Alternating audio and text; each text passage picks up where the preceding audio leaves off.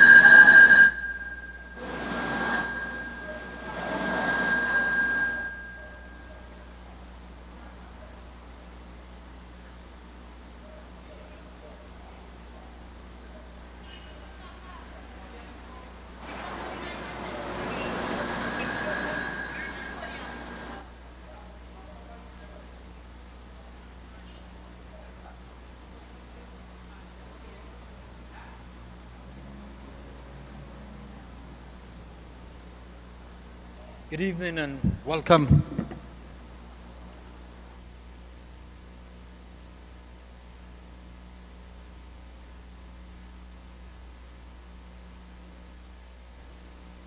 Check 1, 2. Good evening and welcome to the virtual meeting here this evening in St Agustine.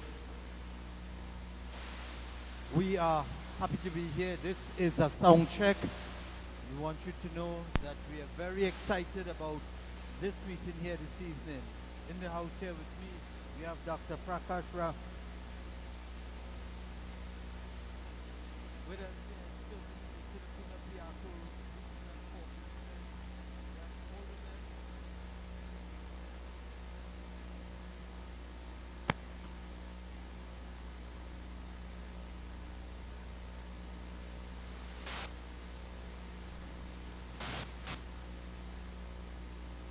Check 1, 2. Check, check.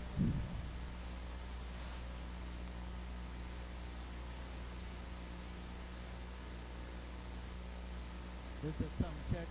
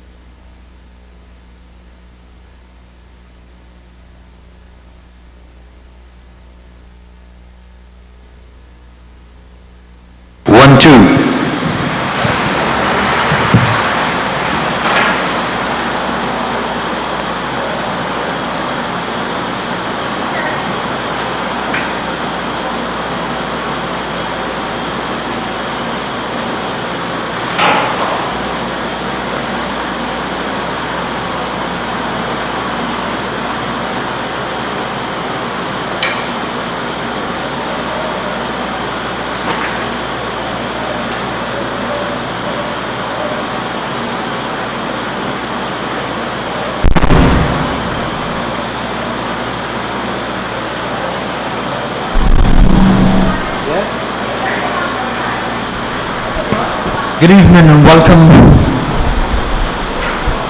We are streaming live here in St Augustine. We should be starting at 6 p.m.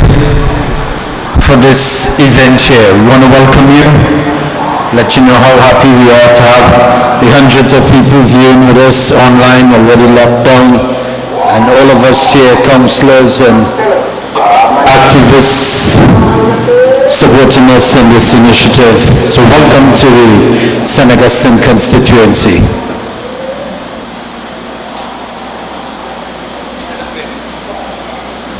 There's a sound check. I think we have a little too much bass in the mic.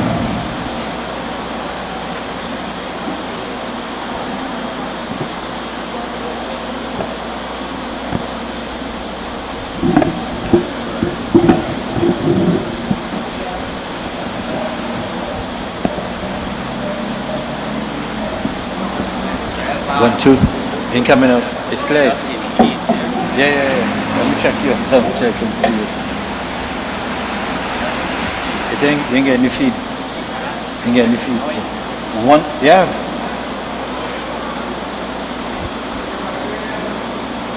One, two, brothers and sisters, we want to welcome you this evening to the live from St Augustine. We are coming live from St Augustine.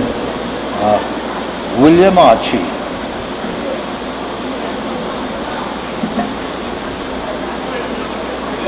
Yeah, I think he live, yeah. So we thank you all for coming, and we should be starting momentarily.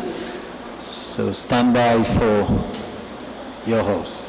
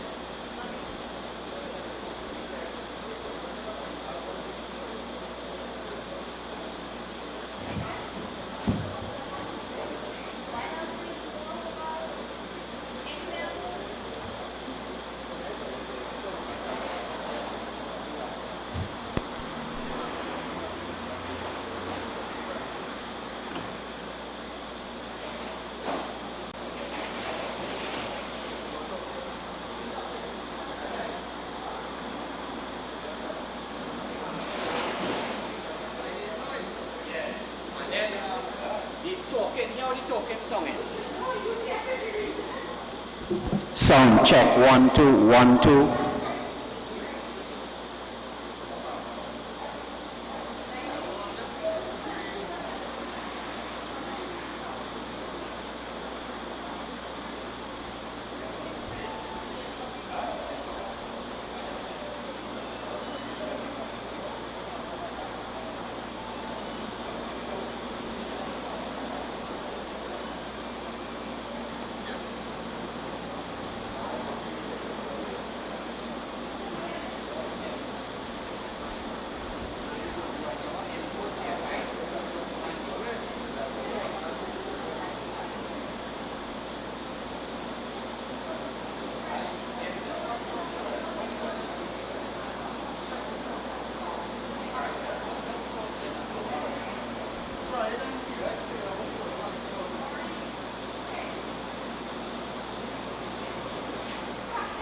two, two, hey, 1, 2, mic check, check, 1, 1, 2, 2, hey, 2.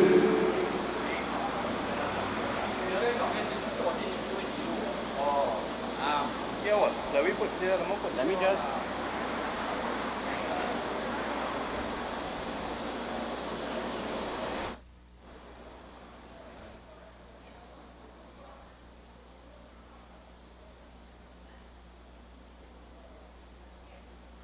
Two, two, hey, 2, 2, 2, mic. Right, 2, 2, hey, 2, check, check, 1, 2.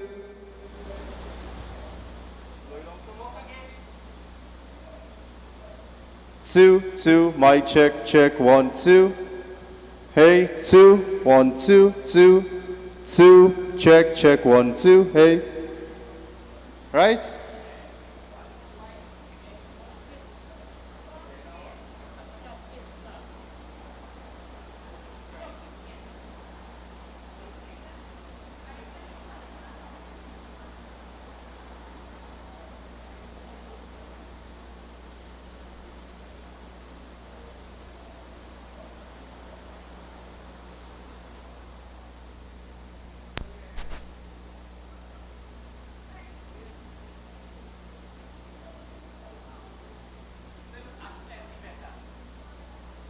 Two, two, hey, 1, 1, 2, 2, check, mic check, 1, 2, hey.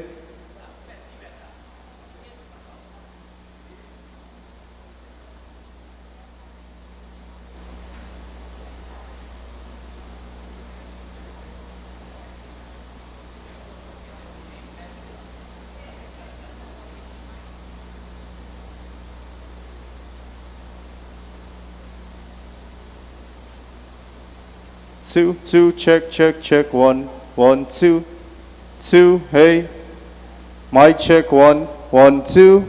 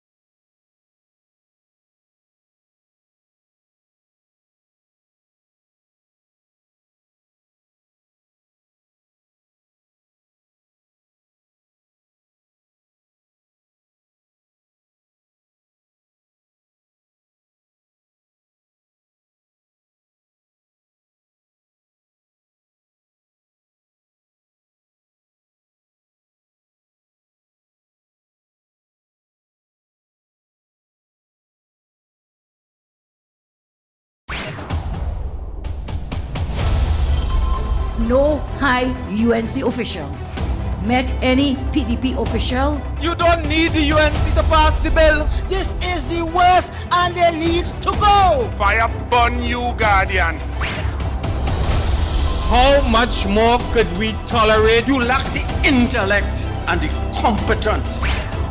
Everywhere else is vaccinating except Trinidad and Tobago. You cannot pay people money that you owe them.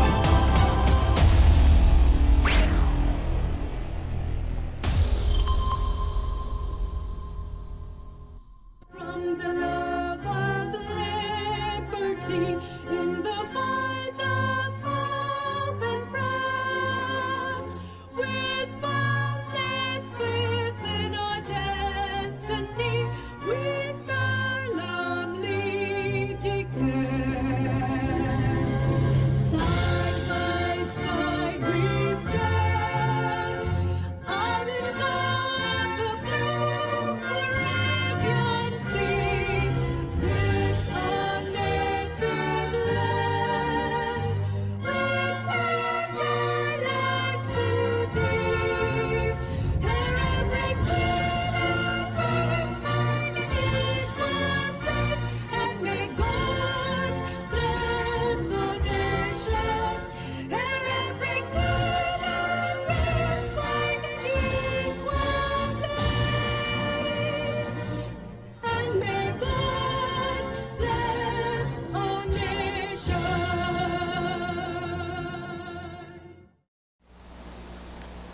Honorable Political Leader of United National Congress, Mrs. Kamala Prasad Bisesa, Members of Parliament, Councillors, Aldermen, and you, those of you logged on in our various social media platforms, welcome.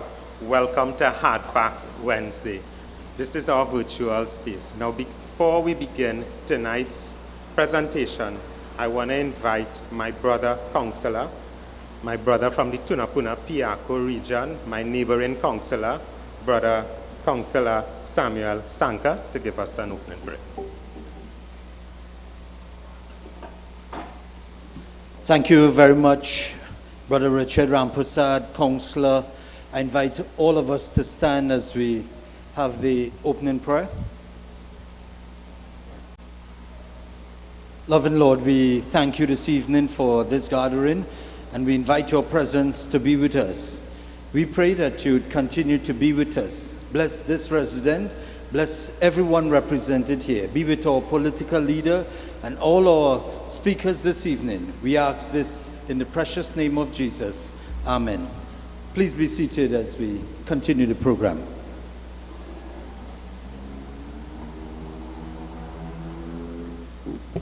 Good night to the online viewers, Trinidad and Tobago, my UNC family. Tonight my work is simple here. I have the honor tonight to introduce Mr. Amit Mahabir. Is the holder of a Bachelor of Science, holder of a Master of Business Administration, an attorney at law by profession, and chairman of the St Augustine's constituency. I now welcome Mr. Amit Mahabir to the podium. Thank you. Good night. All protocols observed. I bring you greetings as the chairman of the St. Augustine United National Congress Executive. I say welcome to those present here and to those who are viewing on the various forms of social media tonight. Tonight, I want to lend my support and call for this PNM-led government to repeal this current Procurement Act that was passed in Parliament. As an attorney, I know the legal ramifications of this bad law, hence I do not support it in its current state. This government is doing everything it can do to destroy democracy and transparency in all facets of this nation. We in the United National Congress believe that tax-paying citizens have a fundamental right to know where their monies are being spent, what it is spent on, and who receives it. Every government contract or agreement that is signed must be in the interest of all the citizens of Trinidad and Tobago. It must not only be in the interest of the friends, families, and financiers of the PNM.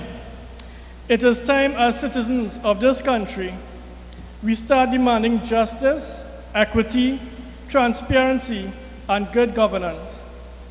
I take this opportunity tonight to thank all the speakers on tonight's panel for being part of tonight's virtual forum, especially on behalf of the United National Congress, St. Augustine. We say thank you to our very distinguished, humble, and hardworking Member of Parliament, Khadija Amin, for all the work she has been doing thus far, and also for her strong contributions in Parliament, putting this Rowley-led government to task. Once again, I say thank you for this opportunity. May God bless United National Congress, and may God bless Trinidad and Tobago. I say thank you.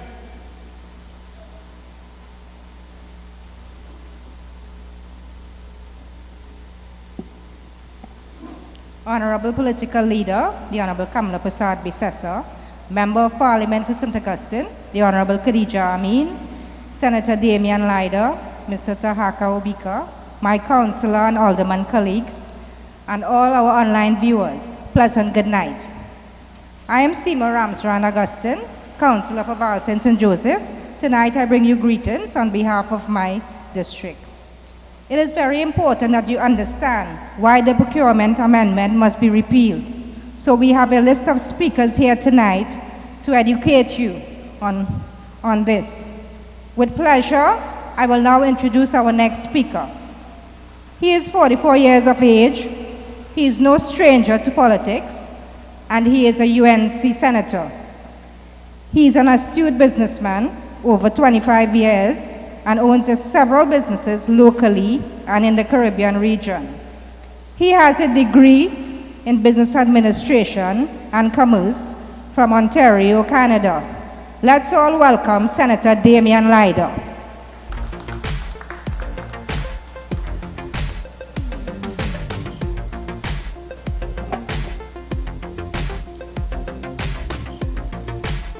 Thank you, Madam Chairman. To our political leader, the most esteemed Mrs. Kamala Prasad Bisesa, to all of our colleagues on the head table, starting first with the MP for St. Augustine, Ms. Khadija Amin, good evening to you, and to all the councillors that are here sharing this platform here tonight, and to the few citizens who are sitting with us and practicing social distancing here tonight, and most especially to those of you who are out there on the virtual platform and listening online, I say to you, good night at a not so good time. You see, my brothers and sisters, as a member of the Senate and as a UNC senator representing not only 309,000 citizens who voted for the United National Congress in 2020, but as a loyal citizen defending the constitutional and the democratic rights of every citizen in this great nation of Trinidad and Tobago, it has now become a painful task fighting week after week against a draconian government who continues to erode the tenets and principles of good governance by eliminating the act of transparency and accountability. Brothers and sisters, week after week, we are faced with a government that brings legislation, amendments to legislation, and regulations that erodes the rights and freedoms that are enshrined in our Constitution and that trample on the very soul of our democracy. Week after week, we face a dictatorial government that promotes an ideology of placing the power in the hands of a few government ministers and a few politicians, while the rich gets richer and the poor eats from the crumbs that fall at the side of the plates of the rich. Brothers and sisters, while this is going on, these PNM politicians, their friends, their families, and their financiers eat their belly full without regard to the worsening state of our economy. the depleting of our treasury, and the pillage and plunder of our heritage and stabilization fund. And once again, we see this dreadful story played out in this most disgraceful and shameful passing of this legislation, namely the Procurement Disposal of Public Property Act by simple majority in the Parliament. Brothers and sisters, with corruption becoming more and more rampant in this PNM, and mismanagement of our resources becoming the order of the day, we see a government that comes to Parliament to pass legislation and its amendments that literally legalizes corruption, that completely guts, water down, and emasculates this legislation. We must never forget, brothers and sisters, it was a responsible People's Partnership government led by the Honorable Kamla Persad-Bissessar, who first came to the Parliament with this legislation during our tenure. It was first brought to the Parliament as the Act Number 1 of 2015, known as the Public Procurement and Disposal of Public Property Act. We must also never forget that during this time, that PNM opposition did everything they could do to stall, sabotage, and delay us bringing this legislation into fruition. However, brothers and sisters, we saw in 2015 that this wicked PNM government boasted in their 2015 manifesto that they were going to bring this legislation to Parliament. And then, brothers and sisters, we saw 5 years, year after year, 2016, 17, 18, 19, in their budget presentations, they continued to spew this rhetoric that they were coming to pass this legislation and the regulations that accompany the legislation. But rather, what did they do, my brothers and sisters? Rather than bring the legislation to the country, instead they came to the Parliament with 3 amendments in 2016, in 2017, and then during my time in the Senate, where I debated it, in 2020.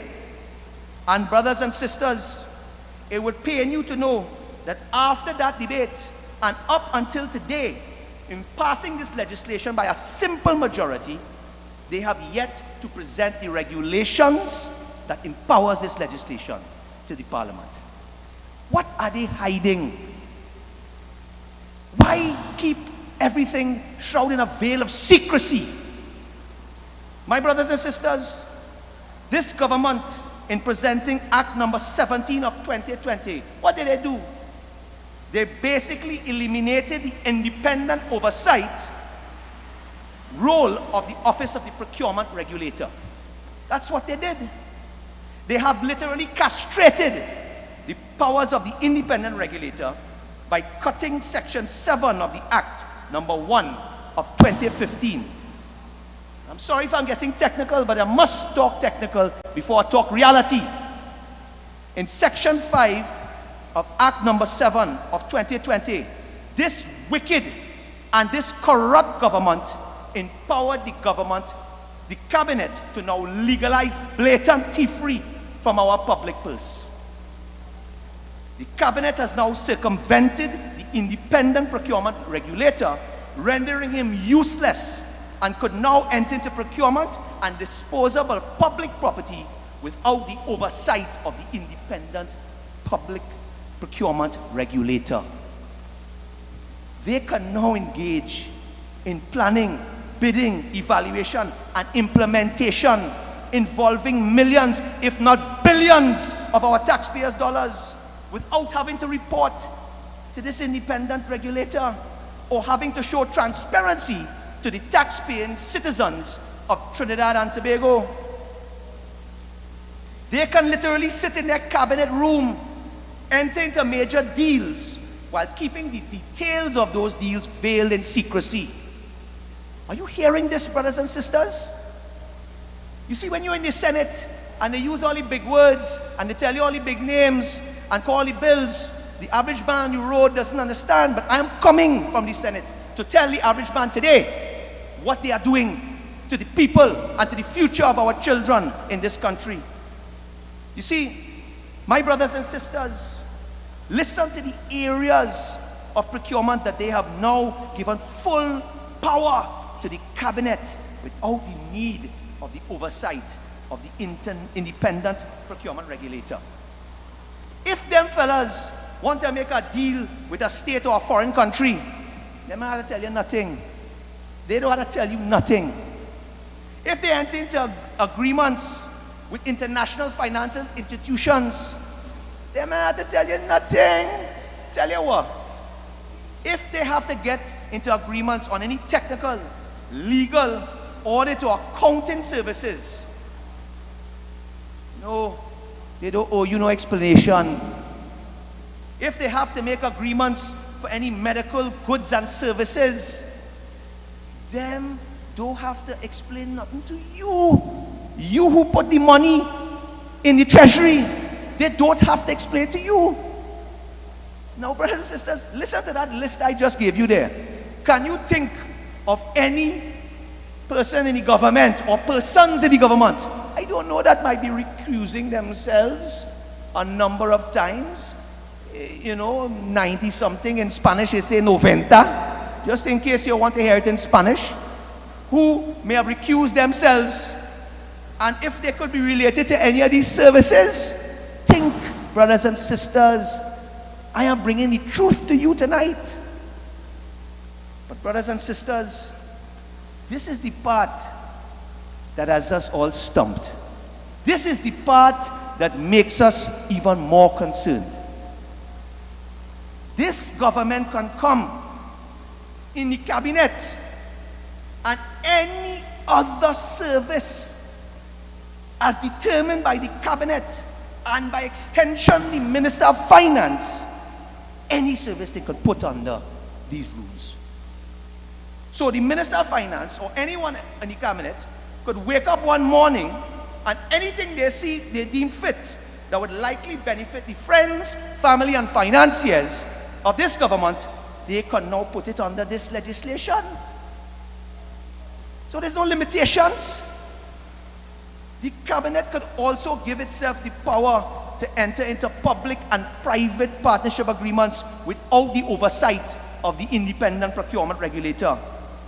So I will say this to you. I have to quote my colleague, Senator Wade Mark, and I hope I could do it justice when I say it.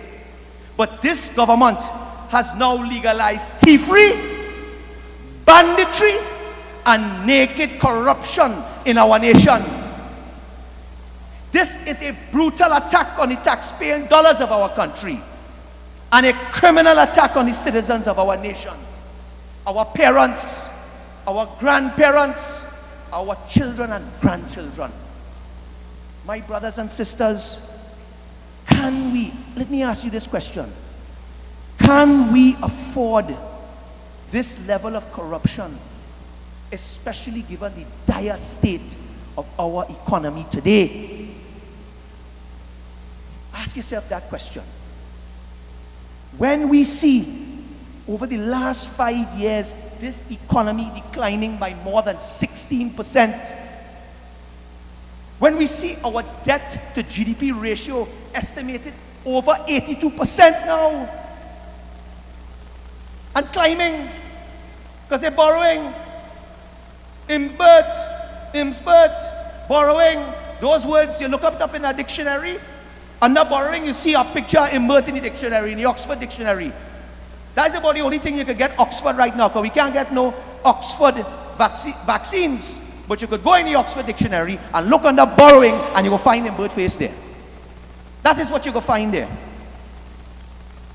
When we see our credit rating at BBB negative according to Standards and Poor's, and Moody's has literally put Trinidad and Tobago as junk bond status. And brothers and sisters, let me put you on alert. In the upcoming months, we may likely see that position, we get downgraded even further. Brothers and sisters, for me as a businessman, when we see the ease of doing business has gone, We have gone from 62 in the world under a UNC government to now 105 in the world and climbing by this draconian dictatorship of a government. How hard is it to do business in this country now? How hard is it to get lights, to get water, to get anything passed in this country, to register a business, to clear your containers from the port? How hard is it now today? Those in the business society stayed quiet. They are no longer staying quiet. They have spoken out and said that the ease of doing business has declined tremendously in this country. When we see foreign direct investment in the last 5 years having declined by almost $1 billion United States dollars between 2016 and 2019, is there any wonder why we have challenges getting US dollars today? You have to line up in the bank, you get 100, 200 if you're lucky.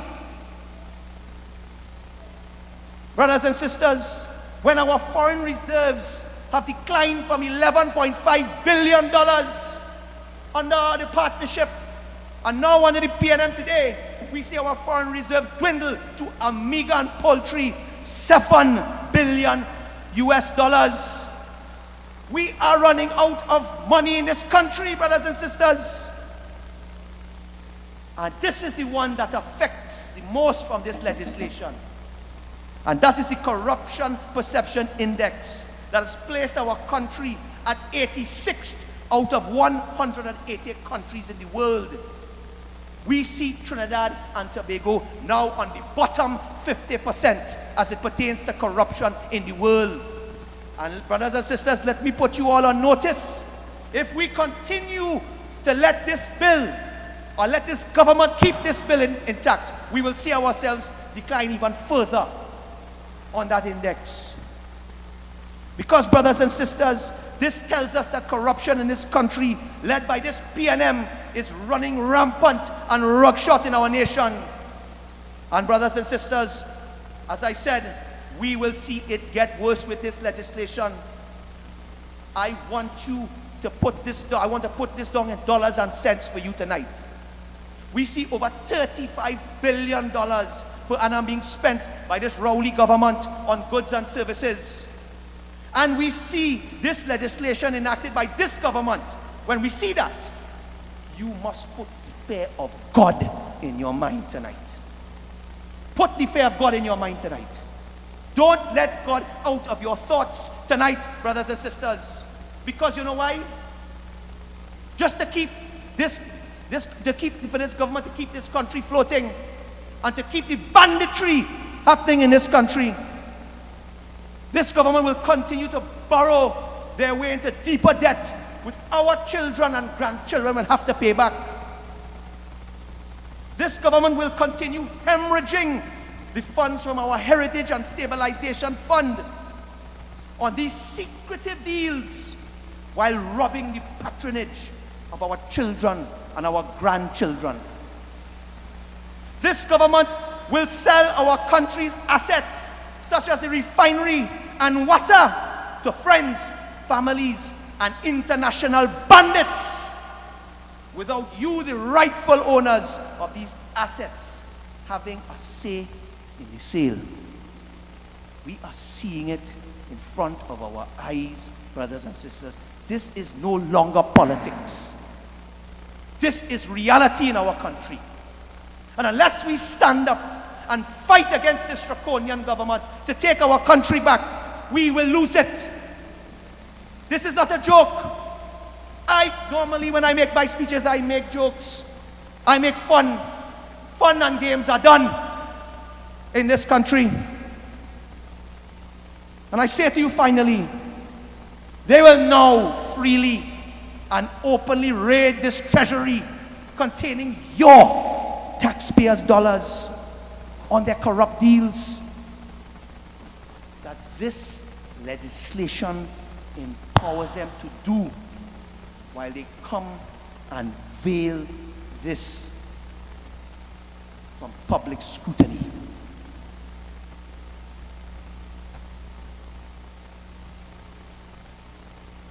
This piece of legislation is criminal. This piece of legislation is corrupt. This legislation has been condemned by the Law Association. This legislation has been condemned by the private sector and civil society, inclusive of the Trinidad and Tobago Manufacturers Association, the various chambers of commerce, AmCham, and Transparency International. And this bill must now be condemned by you, the citizens of Trinidad and Tobago. Every one of us in this country, I don't care if you're PNM, if you're UNC, if you don't like politics, every one of us today must condemn this bill. And every one of us must come in this country together and shout out at the top of our voices in one unison and call this government to account. Demand that this government repeals this procurement legislation. They must repeal it, and they must repeal it now. And I thank you, my brothers and sisters.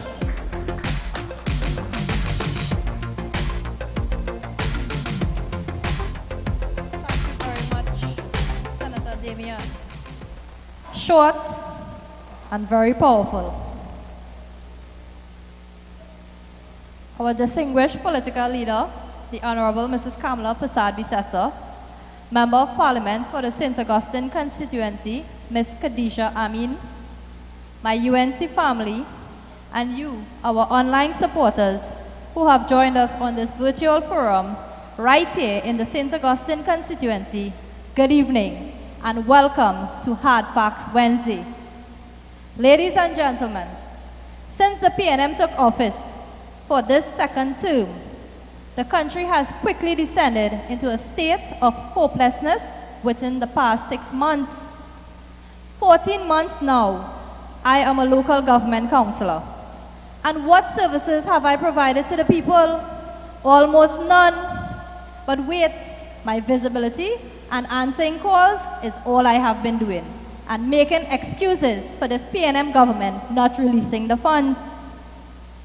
I can't even get assistance to repair the numerous potholes in my electoral district, and if you allow me to name a few: Evans Street, McInroy Street, Barrett Street, and the list goes on.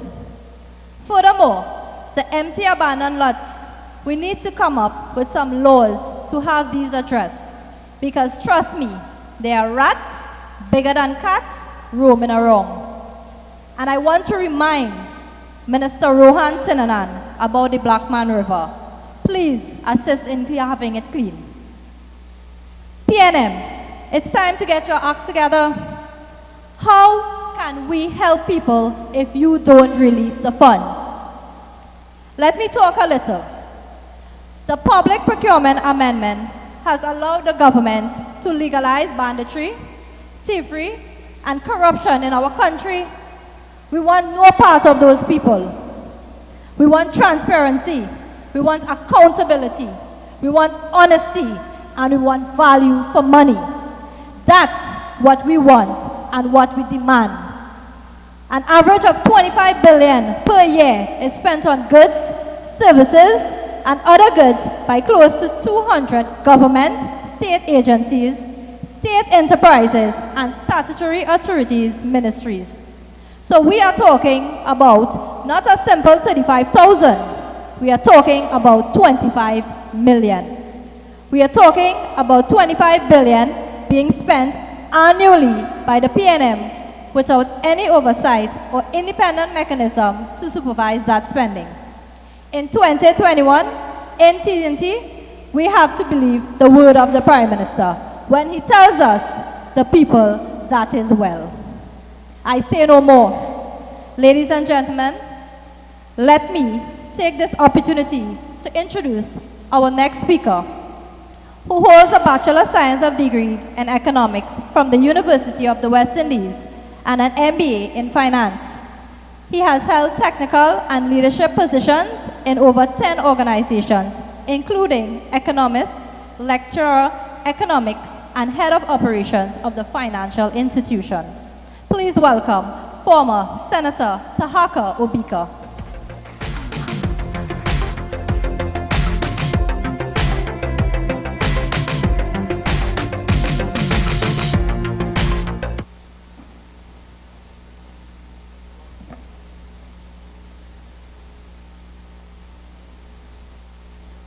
Good evening.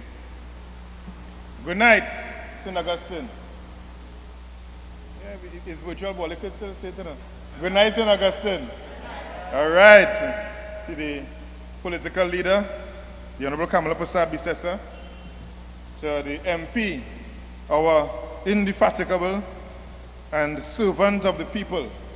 Please, let's hear it for MP Khadija Amin. Because why are we here today? We are here to discuss the public procurement and disposal of public property, the amendment that the government brought, and the many amendments as Senator Leiter would have informed you of or reminded you. Some of you may be wondering what exactly is this thing about. But I want to, because we'll have these all across the length and breadth of the country. And I want tonight to focus on one aspect of this bill, which is bid rigging. Now you could remember in 2015, this whole term bid rigging was the platform on which Keith Rowley used to enter government. You could have been on a beach in Ikakas, under a mango tree in Toko, you understood the word bid rigging. But what they have done is they have watered down the definition of bid rigging. They find all the water that Wasa can provide you and me when they come. And they water down the definition of bid rigging from collusion between persons for the purpose of manipulating the proceedings. And they use a broader term than manipulation, which is anti-competitive behavior. Now, that might sound very simple and innocent, but what that has really achieved is it has basically rendered insignificant the clause in particular to bid rigging. And why is this important?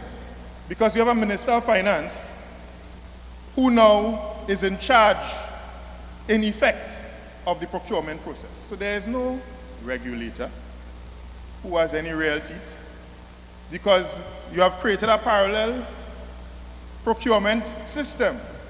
So if P&M Minister of Works or P&M Minister of Public Utilities wants to pay for some pipes and the cost may be $500 million, who will he go to?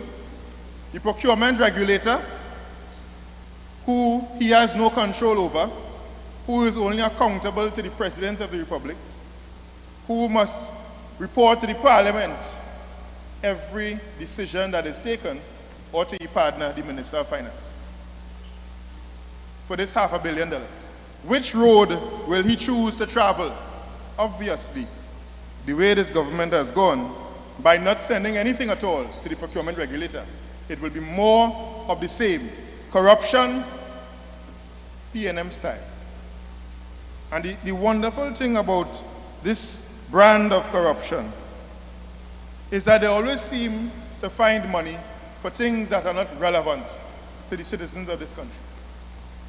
Because they couldn't find $65 million or $50 million to buy laptops and devices and tablets for our children to learn whilst they're at home in the pandemic, but they could find $23 million to pay rent for Faris Alwari, family's building, and possibly $30 million to outfit the building so that they could put in curtain and louvers and paint it and so on.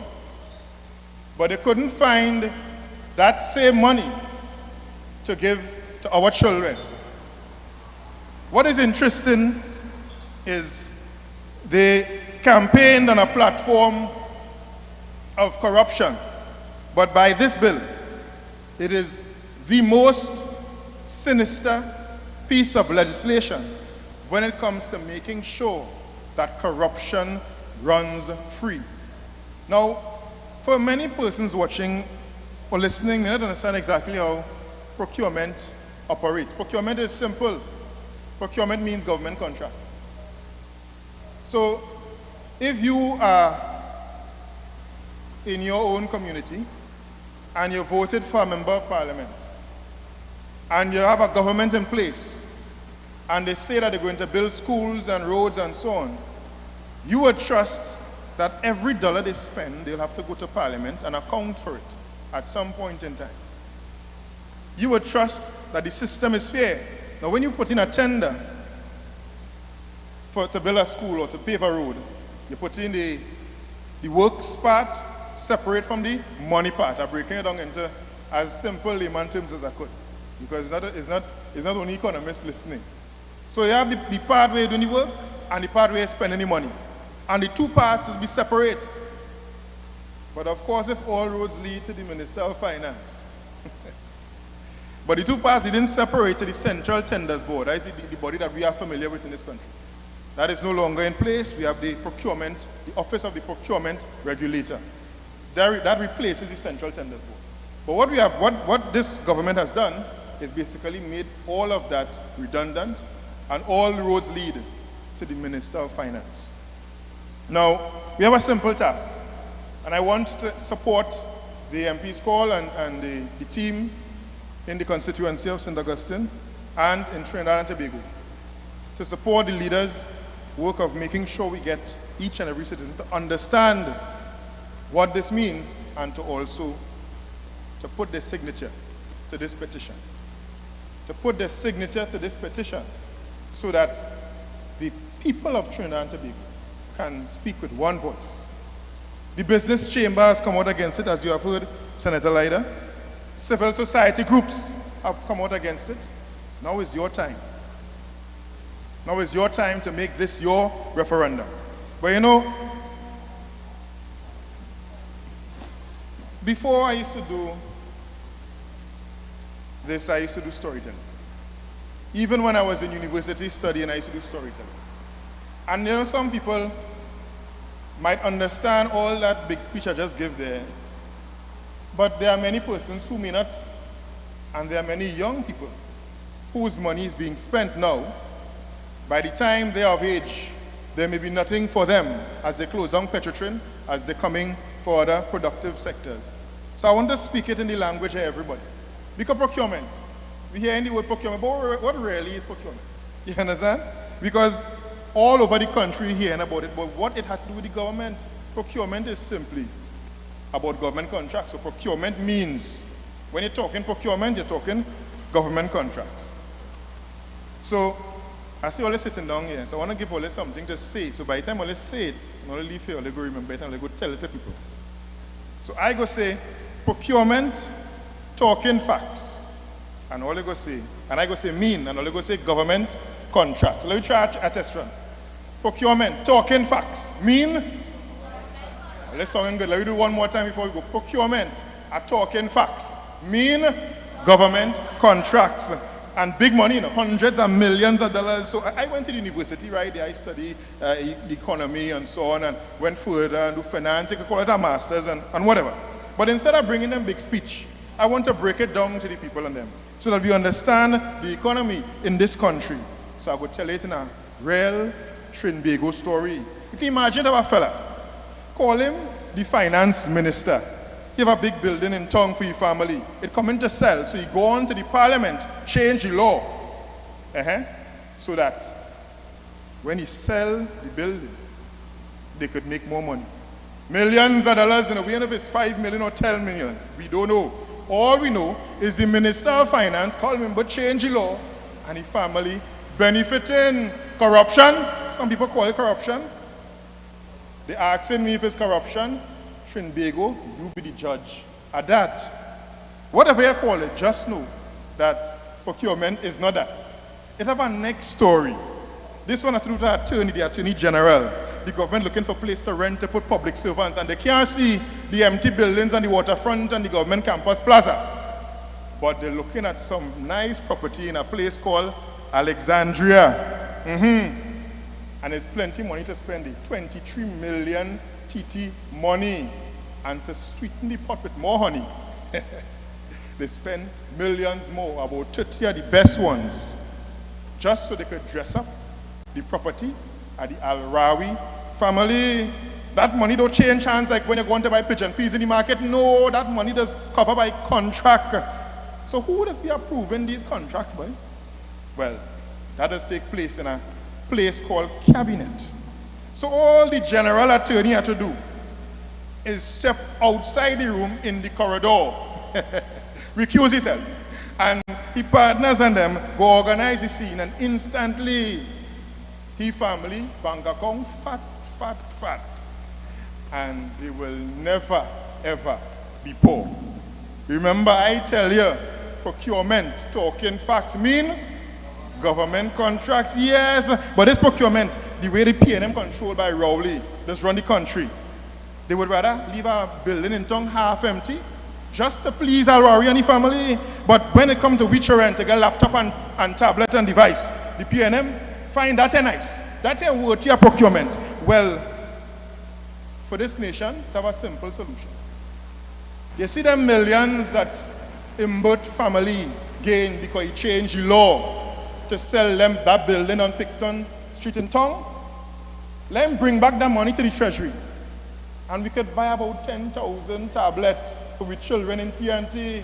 And to make it even better, go by Alexandria and cancel the contract for Al-Rawi family.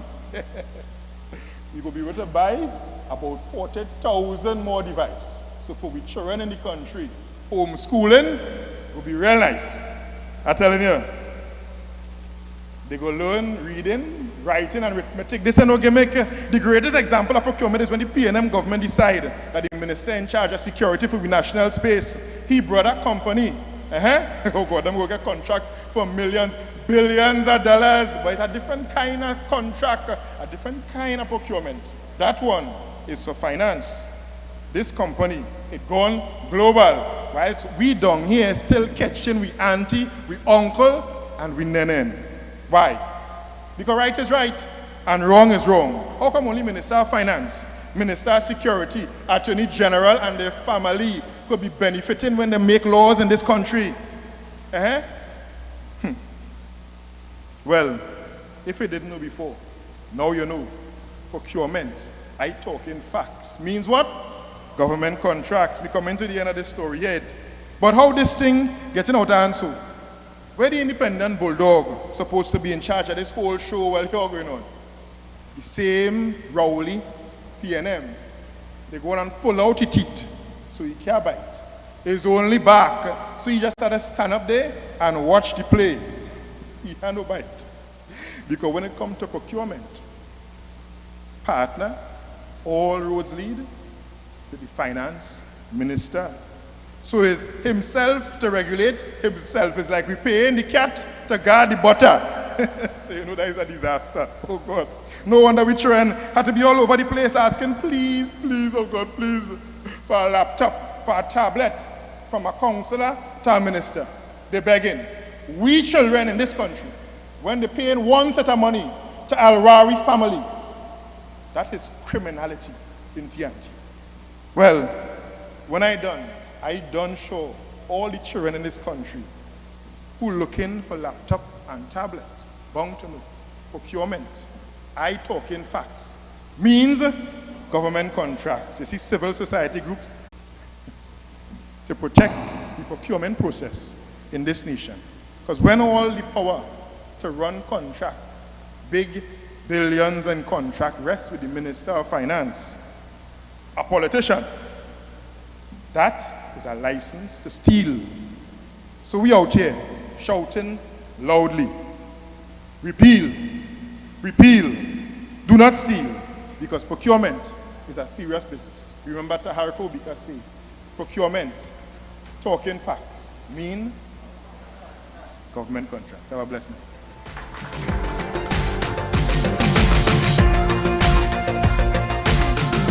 Let's hear it once again for Senator Obika.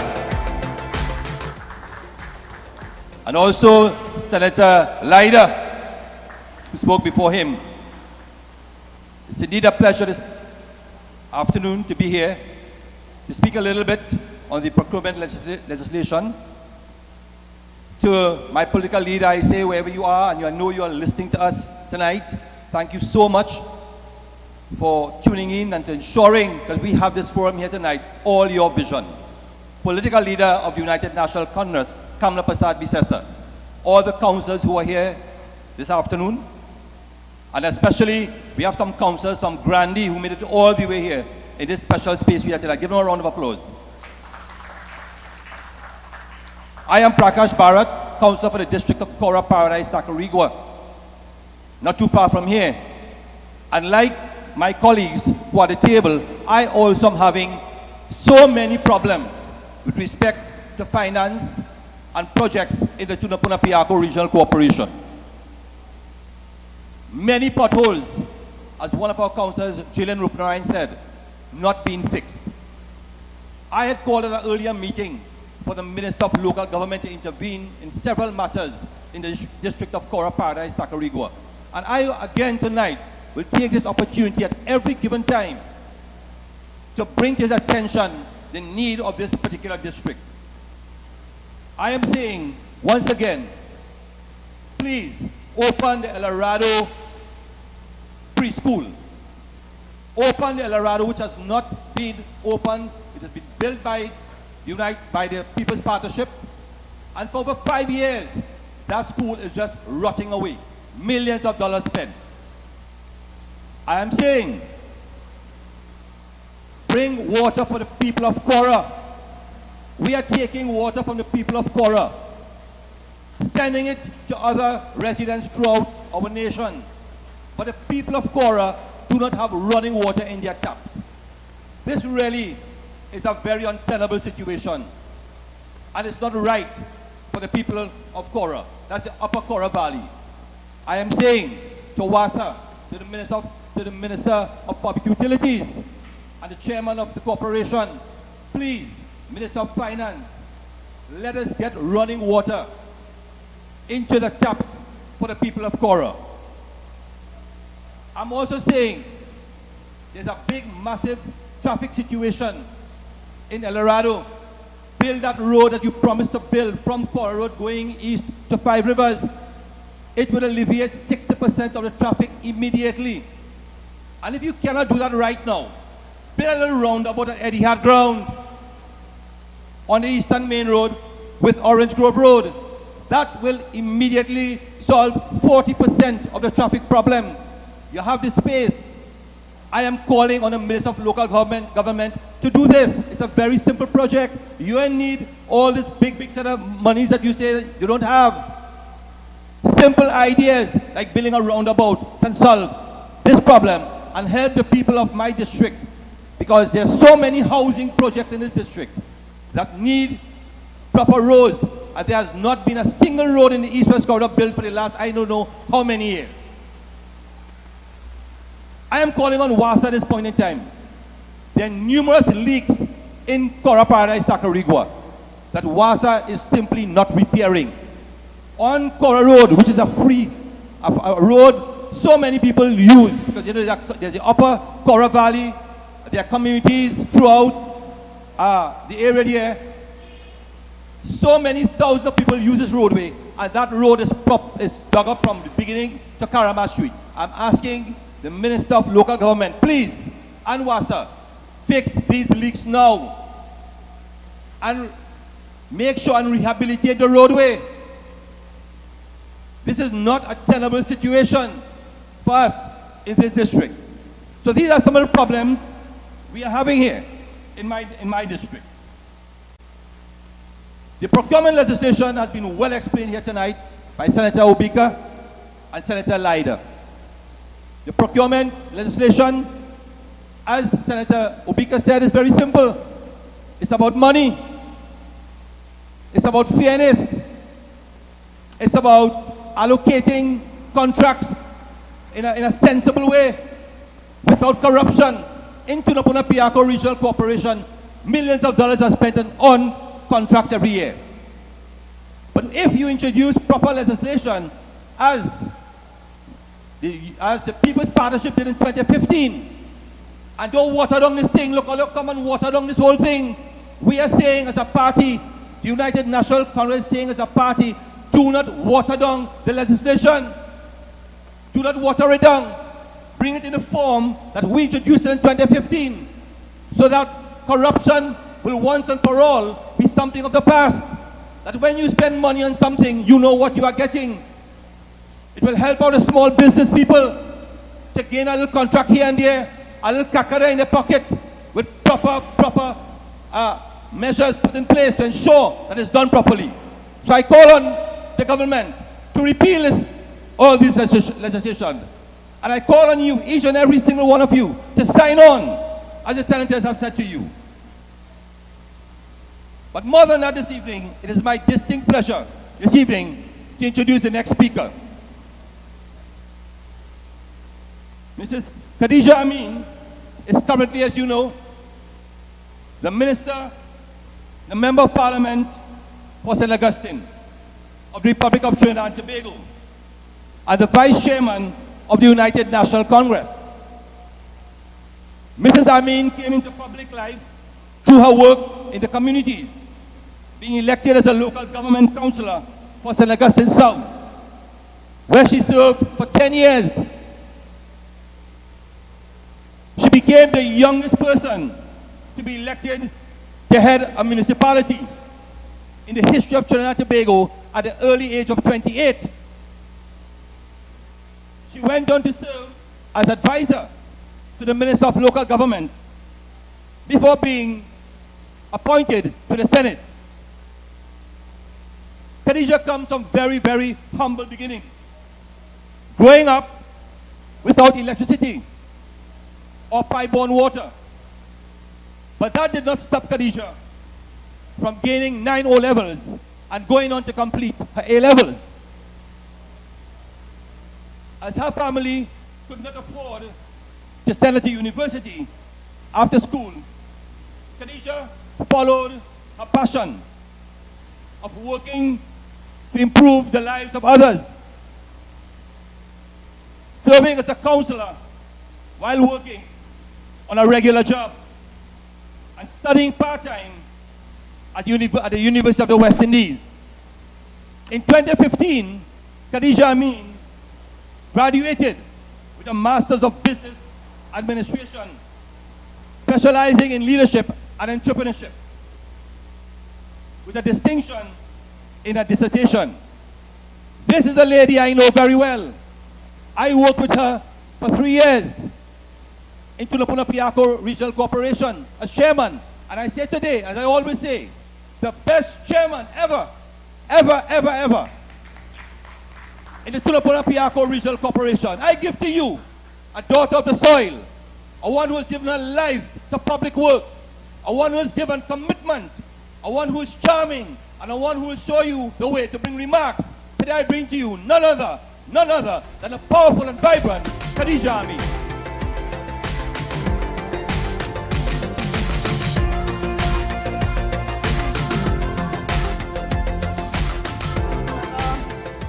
My brother in local government, Councillor Praki Bharat, Senator Damian Lyda, former Senator Tahaka Obika, councillors of the Tunapuna-Piaco region who are with us this evening, Councillor Samuel Sanka, Councillor Jalen Rupnarain, Councillor Richard Rampasad, Councillor Seema Augustine Ramsaran, Alderman Diane Bishop Smalley, the great Smalley, and to the General Secretary of our party, the indefatigable Mr. Peter Kanhai. My friends, those of you joining us live, we are live from St Augustine constituency. This is Hard Facts Wednesday. No country in which corruption flourishes can prosper.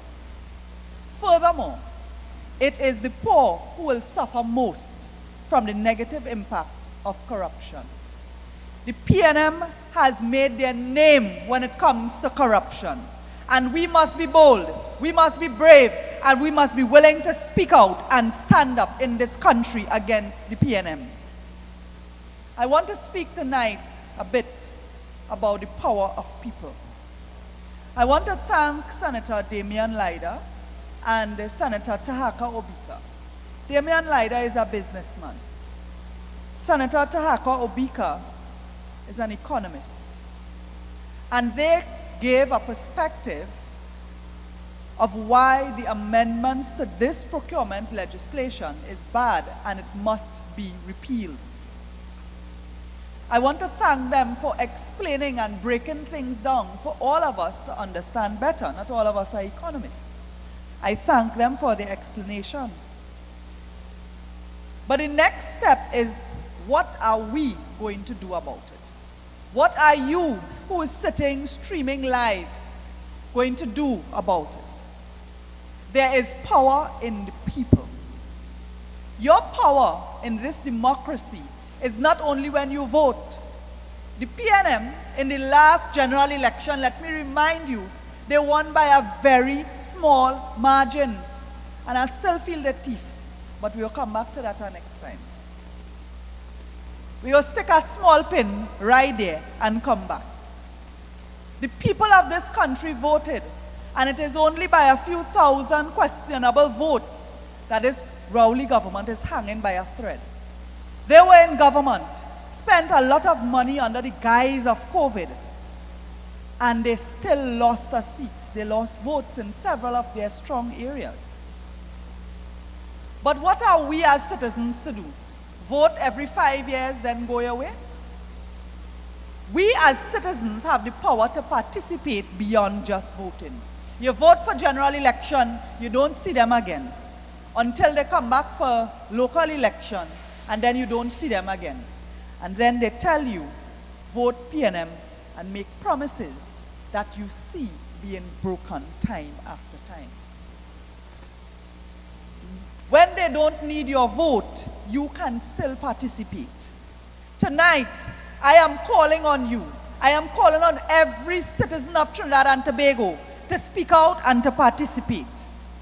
Join the voice of the opposition and the voice of civil society in this country to call on the government to repeal the amendments to the procurement legislation now. Our leader of opposition, the Honorable Kamla Prasad Bisesa, will be moving a motion in Parliament to repeal this procurement legislation, the amendments. You can participate, not just by sharing it up on Facebook and talking about it. You can participate by putting your signature. I want to share this with you. There's space here for your signature. I want to ask every one of you looking on tonight to look out for us and add your signature to this. This is not about UNC or PNM or whatever other political party. This is about standing up for the right thing. And I ask you to join simply by putting your signature on this petition to repeal the procurement amendments. Sometimes we have to come out with placards. Sometimes we have to put pressure on the government. I want to tell you that we had a number of councillors speaking tonight, and recently the opposition raised in Parliament the fact that many councillors are about to be evicted from their offices because their rents are not being paid. We raised it in the Parliament. The government responded. And of course, they give a kind of cover-up answer. You know how it is, give the sly PNM nasty ways. But 1 week, less than a week after, they have released the funds today to ensure that councillors' offices will be paid for. The pressure that the opposition puts on the government is the duty of the opposition. It is our job to keep the government in check. And we will do that by supporting the leader of opposition with a motion in Parliament to repeal the amendments to the procurement legislation. I urge you to join. But I also want to warn you. This government has a tendency to want to silence anybody who speaks out against them. Anybody who posts anything on social media, on your little Facebook, you share memes and things. There has been monitoring here. Stuart Young has come up with himself and be commenting on people things, threatening people, researching them, and threatening them. Big Minister of National Security. That is what he takes his time to do. They will try to intimidate you. They will try to demonize any person who speaks out. Now, one of the first things they will do, a person who is not political and has an opinion of their own that is different from the PNM, the first thing they do is label they are UNC. Well, that is not such a bad thing. I am a UNC and I am proud. But they will start to target you. Professional people who speak out, they're going to say, he's a closet UNC. He is a UNC on the side. Any person who says anything that is contrary to the PNM, they will attack you. And tonight, I want to tell you, do not be afraid. Do not be silenced. We all must stand up for what is right in this country. If it means that we march, if it means that we take to the streets, and we are seeing more people doing that. People of all walks of life, every political party, every part of this country are walking, having vigils, having march, holding placards, calling for justice and protection to our women in this country. So you have it in you to stand up for what is right. And let me tell you, the bigger the numbers, the less they could do it. If 2-3 people go out there, you know they will run me. In front of the square, they put people out of the square. But the power of the people must not be underestimated. This is an opportunity to add your voice. And I want to tell you tonight that as we continue as UNC representatives to be the voice of people, when we go out there, it is not easy sometimes. Sometimes we are victimized personally, and sometimes they will even victimize those you represent. Councillors who speak out can be victimized. People from the other political party in government, on the regional corporations, from the state boards, from the ministries who control the resources. A councillor who is outspoken, they will tell you, keep it quiet, I will organize you, I will fix up your own fair. And they try to do that to silence that one person. They may do the same thing to members of parliament. They'll tell you, no boy, I will fix you up.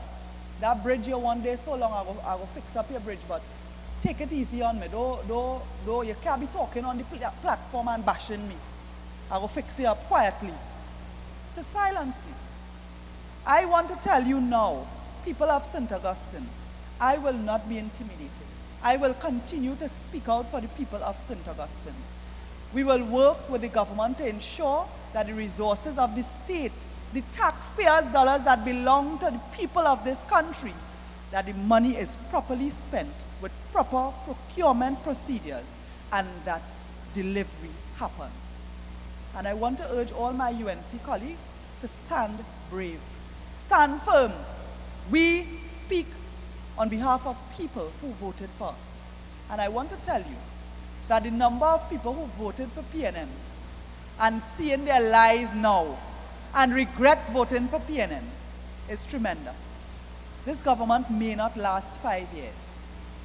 But in the time that they are there, they are doing so much damage. We cannot sit and just wait for an election to be called. We cannot just stay quiet and hope for the best. We have to speak out and make a difference. Pressure is burst pipe, and we have to put pressure on this PNM government. We cannot let up. We must not let up. And it is not only for the opposition to speak, it is for the people. And there is power in the voice of the people. St. Augustine constituency will begin to sign this petition. I have placed my signature on this petition, and I invite residents, constituents, business people, renters, any person from St. Augustine constituency to join myself and our UNC councillors to add your signature. This is not a UNC petition. This is a petition for Trinidad and Tobago to have good governance and good procurement so that the money that they take from your salary in taxes will be properly spent. I look forward to seeing the day our leader of opposition lead this motion in Parliament. And I feel you ought to come down there. I feel you ought to come in front of the Red House and give that support. So we sign in this petition tonight, but I want to tell you, look out for more. This Hard Facts Wednesday, we will continue to bring you more hard facts. And I want to thank you for staying tuned. A lot of what we say does not make the mainstream media because they have their agenda. But the power of social media is in your hands. Those of you who have joined us live, please share this meeting, share this link, so people will see the facts when it comes to why the Procurement Amendments must be repealed. We will continue to speak facts. We will continue to stand up for what is right and good in this country. My name is Khadija Amin, and I have signed the petition to repeal the Procurement Amendments. And I ask you to do the same. Thank you.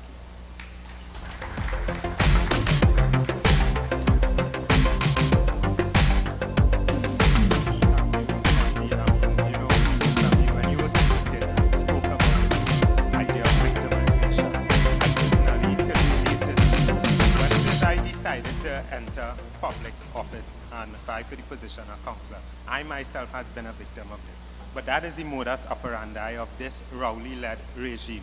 They would use victimization to silence you and intimidate you. But I urge the country to stand proud, stand strong against this oppressive regime. Right?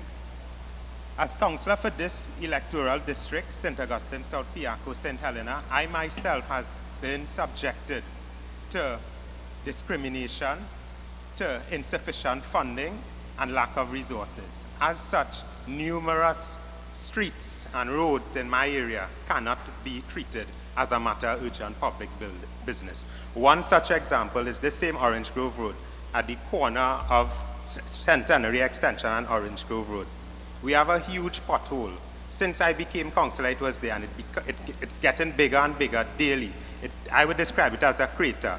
You go to the corporation, the anthem at the TPRC is, councillor, we have no money, we have no materials. But I will continue to hold this inept, callous regime accountable. Tonight I extend a very hearty vote of thanks to all the featured speakers. MP for St Agustine, the Honorable Mrs. Khadija Amin, Senator Damian Lyder, and Mr. Tahaka Obika. They all share their perspectives as to why a responsible and honest opposition should repeal the Procurement Amendment Bill. UNC councillors and aldermen attached to the Tunapuna Piarco Regional Corporation, I recognize your hard work in ensuring the flow of tonight's event. Members of the St. Augustine constituency and activists, thank you for your continued efforts in making our event, and especially tonight's forum, our virtual forum, the success that it was. I must mention our deep sense of appreciation for ICT, audiovisual, live streaming, and other technical support by Mr. William Archie of Atlantic Communication, and also our in-house DJ Rishi Song. And DJ Rishi is the son of one of our very own from St. Augustine, the late Uncle Ramesh, the mic man. Finally, to the thousands of you who would view our various live streams week after week, we extend our sincerest thanks to you for the continued support. I encourage you all to stay tuned. Up next, we have Douglas Politics with the fiery Anil Roberts. Thank you and good night.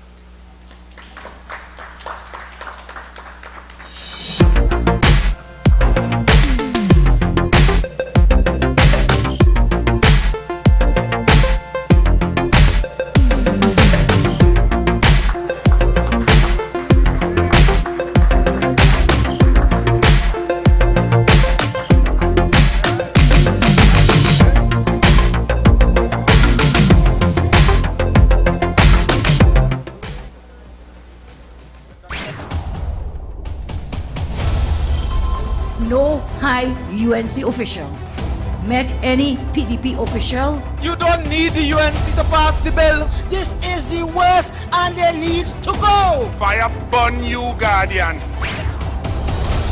How much more could we tolerate? You lack the intellect and the competence.